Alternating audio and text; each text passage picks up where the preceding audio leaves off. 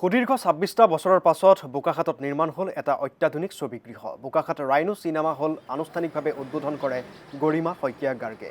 প্ৰাণৰ শিল্পী জুবিন গাৰ্গৰ আহ্বানৰ প্ৰতি সঁহাৰি জনাই ছবিগৃহটো নিৰ্মাণ কৰি উলিয়াইছে বিশিষ্ট অভিনেতা অৰুণ হাজৰিকা আৰু তেওঁৰ ভাতৃ তৰুণ হাজৰিকাই।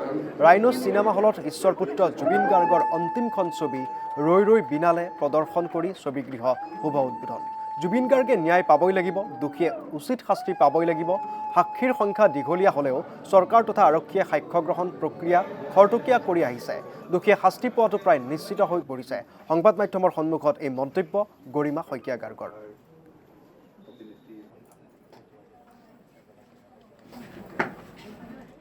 এইটো আমাৰ বাবে অতি সুখবৰ। এটা ভাল সময়ত আমাৰ শ্ৰদ্ধাৰ অৰুণ হাজৰিকা দেৱলৈ অৰুণদালৈ আমি ধন্যবাদ জনাইছোঁ।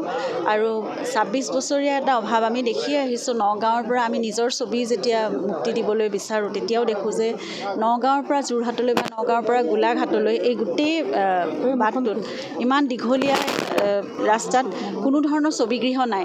এখন অসমীয়া ছবি নিৰ্মাণ কৰিলে এই বোকাখাতৰ ৰাইজে সদায় যোৰহাটলৈ বা গোলাঘাটলৈ গৈ ছবিসমূহ চাব লগা হয়। এটা বহুদিনীয়া অভাৱ পূৰণ হৈছে। গতিকে খুব ভাল এটা কথা আমাৰ অসমীয়া চিনেকৰ্মীসকলৰ বাবে, ছবি জগতৰ বাবে। দ্য ৰাইনো চিনেজ এটা খুব সুন্দৰকৈ নিৰ্মাণ কৰিছে, খুব অত্যাধুনিক আৰু কাৰিকৰী দিশতো সকলো উন্নতমানৰ এটা ছবিগৃহ। গতিকে ইয়াত খুব সকলোবোৰ ছবিয়ে উপভোগ্য হ'ব। ভাইমন দাৰ যিদিনাখন পোষ্টাৰ ৰিলিজ হৈছে জ্যোতি চিত্ৰবনত, সেইদিনাই অৰুণদাই জনাইছিলে যে এটা ছবিগৃহ তেওঁলোকে নিৰ্মাণ কৰিবলৈ লৈছে।